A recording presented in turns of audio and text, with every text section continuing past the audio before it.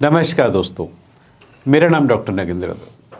कबूतरों में होने वाली 3 प्रमुख बीमारियां जो कि बहुत ही कॉमन होती है और आप देखेंगे कि आप जो भी लोग कबूतर पालते हैं इस तरह की प्रॉब्लम आप लोग रोज जो है फेस करते हैं, मतलब इन बीमारियों को।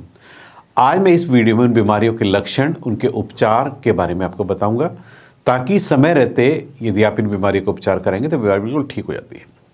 देखिए, सबसे मेन जो कबूतरों में होती है, आपने देखा होगा कि आपके कबूतरों की सीप की हड्डी, जो नीचे जो चेस्ट बोन है, वो धीरे धीरे एकदम से निकलनी शुरू हो जाती है।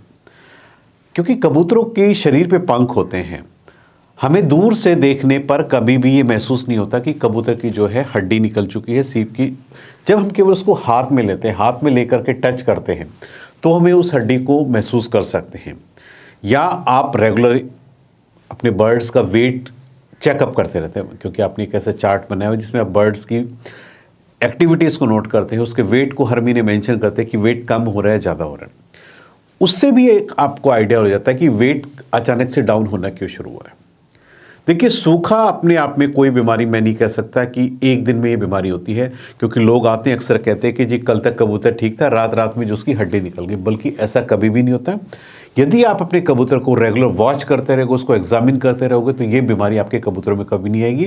क्योंकि बर्ड्स का जो वेट डाउन होता है बहुत ही स्लो स्लो करके होता है। जब स्लो स्लो का मतलब ये है कि बर्ड्स धीरे धीरे धीरे धीरे धीरे खाना छोड़ता है और एक टाइम ऐसा आएगा खाने को बिल्कुल रिफ्यूज कर देगा। जब देखेंगे आपका वजन कबूतर का एकदम हल्का हो गया, तब आपको लगेगा कि कबूतर जो है सूखे की चपेट में आ गया है। एक तो इसका सबसे बड़ा रीजन होता है कि बर्ड्स की हम रेगुलर डिवॉर्मिंग नहीं कर पाते हैं। इसलिए यदि आज तक आपने अपने बर्ड्स की पेट के कीड़ों की दवाई नहीं दी है, तो प्लीज़ अपने बर्ड्स की पेट के कीड़ों की दवाई हर 3 महीने में एक रूटीन फिक्स कर लीजिए कि आपने उसको पेट के कीड़ों की दवाई 3 महीने के अंदर देनी है। कोई भी अल्बेंडाजोल सिरप, आप नंबर ऑफ बर्ड्स ज़्यादा है, 5 ml 1 लीटर पानी में 3 दिन लगातार आपने देना है।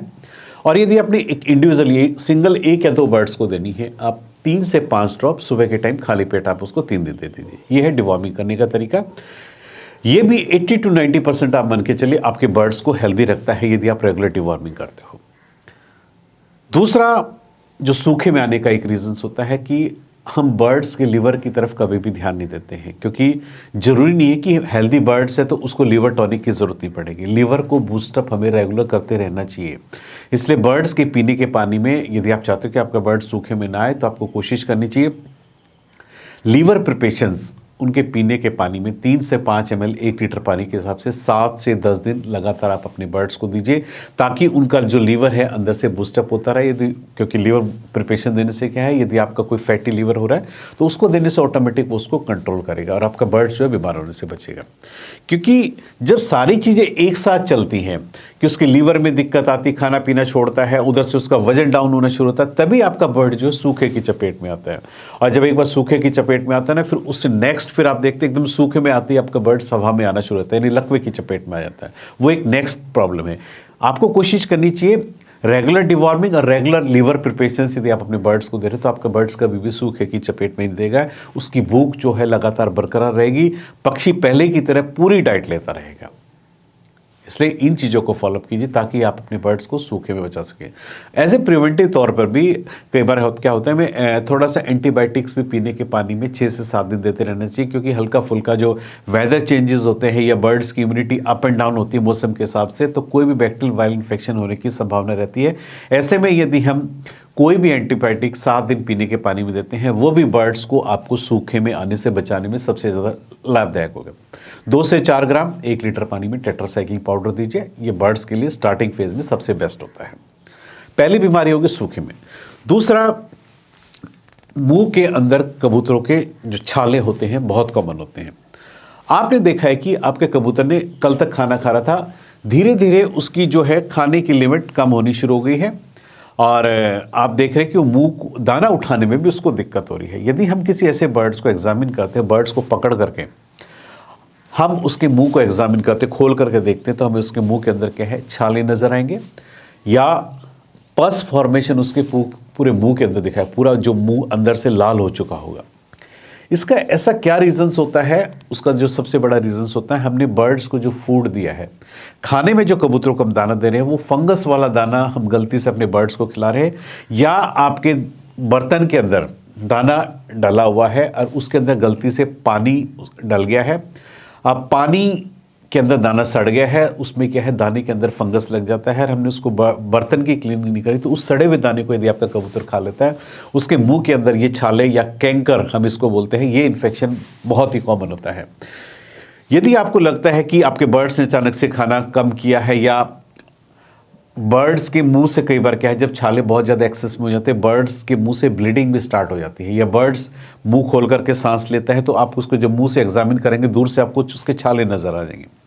यदि आपके कबूतरों में इस तरह की कोई समस्या है तो इसमें जो सबसे ज़्यादा मेन होता है बर्ड्स के मुंह के अंदर की क्लीनिंग करना, क्योंकि छालों की जब तक आप उसको कोई मेडिकेशंस या उसको रिलीफ नहीं करेंगे आपके बर्ड्स के मुंह के छाले ठीक नहीं होंगे, बर्ड्स कभी खाना ही नहीं खाएगा। बर्ड्स ऐसे में कोई भी सॉलिड डाइट नहीं खाता है, ऐसे में जो है बर्ड्स को लिक्विड डाइट देना बहुत ही मस्ट होता है। लिक्विड डाइट के तौर पर बर्ड्स हैंड फीडिंग फार्मूला था बर्ड्स का, हम इसको कंप्लीट न्यूट्रिशन भी बोल सकते हैं। पीने के पानी में मिक्स करके आप सिरिंज या ड्रॉपर की सहायता से आप बर्ड्स को दीजिए। अब आती है कि माउथ की क्लीनिंग कैसे करनी, वो सबसे मेन होता है, क्योंकि बर्ड्स को जब तक छालों में रिलीफ नहीं मिलेगा वहाँ पे मेडिकेशन अप्लाई नहीं करेंगे बर्ड्स के छाले ठीक नहीं होंगे, क्योंकि मेडिकेशंस आप दे रहे हो सेकेंडरी बैक्टीरियल इन्फेक्शन को रोकने के लिए ताकि वहाँ पे और कोई फर्दर इन्फेक्शन आगे ना बढ़े, और उसमें कुछ हम मल्टीपल टॉनिक्स देंगे, विटामिन देंगे तो जो उनकी छालों को जल्दी से जल्दी हील कर सके। माउथ की क्लीनिंग कैसे करनी है, आपने हल्का सा ग्लिसरीन ईयरबड्स के ऊपर लेकर के माउथ को 2-3 बार ग्लिसरीन से साफ करना है। उसके बाद हल्का सा माउथ वॉश जो बिटाडिन लिक्विड आता है उसको कॉटन में डिप करके एक बार उसे साफ करके आपने छोड़ देना है। बर्ड्स को 2 ड्रॉप पॉलीबेन सिरप की, 2 ड्रॉप विमरोल सिरप की आप दीजिए ताकि उसकी शरीर में ऑटोमेटिक उसकी हीलिंग में उसको हेल्प मिल सके। पीने के पानी में सेकेंडरी बैक्टीरियल इन्फेक्शन ना हो, छालों में आगे फर्दर कोई इन्फेक्शन ना बढ़े, जो इतना इन्फेक्शन हो वही कंट्रोल हो जाए, उसके पीने के पानी में आप जो है लिक्सन पाउडर आप चला दीजिए 2 से 4 ग्राम 1 लीटर पानी के अंदर। जिस भी कबूतर के मुंह के अंदर इस तरह के छाले हैं उनके पीने के पानी में लिक्सन एंटीबायोटिक्स का प्रयोग कीजिए। तो जब भी कबूतर के मुंह में छाले होते हैं ये treatment, line of treatment follow करके आप अपने बर्ड्स को आप ठीक कर सकते हो। तीसरी जो बीमारी कबूतरों में सबसे ज़्यादा देखी गई है कबूतर का हवा में आना, यानी ये आज मैंने बोला है स्टार्टिंग में कि 3 ऐसी बीमारियां जो मेन होती है। हवा में आना कबूतरों की अपने आप में कोई बीमारी ना होकर के ये कबूतर के शरीर में जब वीकनेस हो जाती है, उसका अपनी बॉडी पे कोई कंट्रोल नहीं होता, उसका नर्वस जो ब्रेन से कंट्रोल खत्म हो जाता है, तब बर्ड जो है ऐसे झूमना शुरू कर देता है, गर्दन को हवा में लहराना शुरू कर देता है। बर्ड्स का अपनी बॉडी पे कोई कंट्रोल नहीं होता। इसलिए हवा में आने के बहुत सारे फैक्टर्स होते हैं। अलग से कोई हम ये नहीं कह सकते कि किसी पार्टिकुलर अचानक से आपका बर्ड्स हवा में है। बहुत सारे एनवायरमेंटल फैक्टर्स रहे होंगे जो आपने ध्यान नहीं दिया होगा, तभी आपका बर्ड्स उस स्टेज में आ चुका है कि अब आपको बर्ड्स जो है एक ऐसी कंडीशन में पहुंच गया कि बर्ड्स का ना तो अपना बैलेंस रहता है, ना बर्ड्स पानी पी पाता है, ना बर्ड्स खा पाता है ऐसे में, क्योंकि दाना उसे उठाया जाता नहीं, उसकी गर्दन का अपने ऊपर खुद से कंट्रोल नहीं है, चल फिर नहीं पाता क्योंकि चलते ही वो गिरना स्टार्ट कर देता है। और जो इसमें मेंस मोर्टेलिटी होने का रीजंस होता है, बर्ड्स इसमें भूखा ही मर जाता है या प्यासा ही मर जाएगा। तो ऐसे बर्ड्स को इंडिविजुअली सेपरेट करके एक अलग वार्ड आप बना दीजिए। सबसे ज़्यादा जो मेन प्रायोरिटी रखनी है अपने बर्ड्स के हेल्थी न्यूट्रिशन पे। बर्ड्स को एक अच्छा खाना देंगे तभी बर्ड्स के अंदर से ताकत आएगी, क्योंकि जो भोजन है वही एक अच्छा पौष्टिक होगा, तभी आपके बर्ड्स के अंदर शरीर से जाना करके बर्ड्स जो है रिकवर करने की या ग्रो करने की कोशिश करेगा, क्योंकि इम्यूनिटी अंदर से स्ट्रांग होगी तभी आपका बर्ड्स करेगा। बर्ड्स की इम्यूनिटी को हमने अंदर से बढ़ाना है, क्योंकि इम्यूनिटी लेवल काफ़ी डाउन जा चुका होता है इस स्टेज में।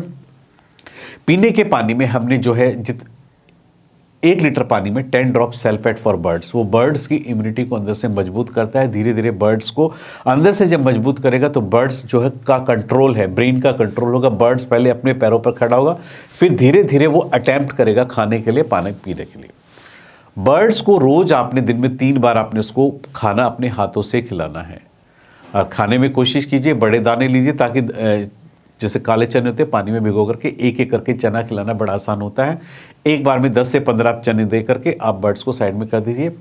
साथ में आपने उसको नर्वाइन टॉनिक्स भी देते हैं। आप ऐसे बर्ड्स को जो है आधा टैबलेट न्यूरोबिन की सुबह, आधा शाम को दीजिए, ताकि उसके जो नर्व्स जो उसका अपना कंट्रोल नहीं है, जो बैलेंस नहीं है बॉडी पर, धीरे धीरे नर्वाइन टॉनिक्स देने से, टैबलेट देने से धीरे धीरे अपने आप कंट्रोल होगा। साथ में 5 ड्रॉप विमरोल सिरप की भी दीजिए। और क्योंकि इसमें एंटीबायोटिक से ज़्यादा है सपोर्टिव थेरेपी देने की। डाइट का, खाने पीने का ध्यान हमने सबसे मेन रखना है, बर्ड्स को पानी पिलाना है और मल्टीपल सपोर्टिव थेरेपी इसमें चलेगी। इसमें एंटीबायोटिक्स का कोई इतना बड़ा रोल नहीं होता, उसको सपोर्टिव थेरेपी आप देंगे तो आपका बर्ड धीरे धीरे रिकवर कर जाएगा। हवा का कबूतर जब भी हम जो गर्दन में लाता है, वो उसका जो ट्रीटमेंट होता है कम से कम 1.5 से 2 महीने में चलता है। आप उसमें विटामिन ई के सप्लीमेंट्स भी आप टाइम टू टाइम आप उसमें ऐड कर सकते हो। उसमें विटामिन ई केयर सी करके एक सप्लीमेंट आता है, लिक्विड फॉर्म में होता है, उसकी 5 ड्रॉप आप दे सकते हो। यदि आपके पास वो ई केयर सप्लीमेंट अवेलेबल नहीं है तो विटामिन ई के कैप्सूल्स आते हैं एवियन के, आप एक कैप्सूल को पर डे भी आप अपने बर्ड्स को देते हैं। ये जो सारी मेडिकेशंस है एक साथ ना दे करके आप इसको टाइम टू टाइम डॉक्टर से कंसल्ट करके किस रूटीन में फॉलोअप करना है उस हिसाब से फॉलो कीजिएगा। धीरे धीरे इसमें प्रोग्रेस होती है और वो डिपेंड करता है कि बर्ड्स का इम्यूनिटी जैसे जैसे अंदर मजबूत होगा उसी तरीके से आपको अपने बर्ड्स के अंदर रिजल्ट्स में आपको प्रोग्रेस देखने को मिलेगी। तो हवा का जो ट्रीटमेंट होता है काफ़ी लंबा चलता है और उसमें सपोर्टिव थेरेपी, यानी जानवर को जितना आप फिजिकली कंफर्ट रखेंगे, उसके दाने खाने को देंगे और पीने का पानी आप उसको रेगुलर देंगे तो ऑटोमेटिक आप देखेंगे मेडिकेशन के साथ साथ ठीक 1.5 से 2 महीने में आपका बर्ड्स इस लेवल तक आ जाएगा कि बर्ड्स अपने पैरों पे खड़ा हो जाएगा, धीरे धीरे अटैम्प्ट करना शुरू कर देगा खाना खाने के लिए। वो बर्ड्स की एक फर्स्ट स्टेज होती है कि आपका बर्ड्स अब रिकवरी की ओर स्टार्ट हो गया है। पूरा कंप्लीट होने में कम से कम 6 महीने का टाइम बर्ड्स ले लेता है, अब पहले की तरह बिल्कुल फिट हो जाता है। आज मैंने इस वीडियो के माध्यम से आपको बताया है कबूतरों में होने वाली 3 प्रमुख बीमारियां, उनके उपचार, उनके लक्षण और उनका ट्रीटमेंट। उम्मीद करता हूं कि आपको मेरे वीडियो पसंद आया होगा। यदि आपको मेरे वीडियो पसंद आया तो प्लीज़ मेरे चैनल को सब्सक्राइब कीजिए। धन्यवाद।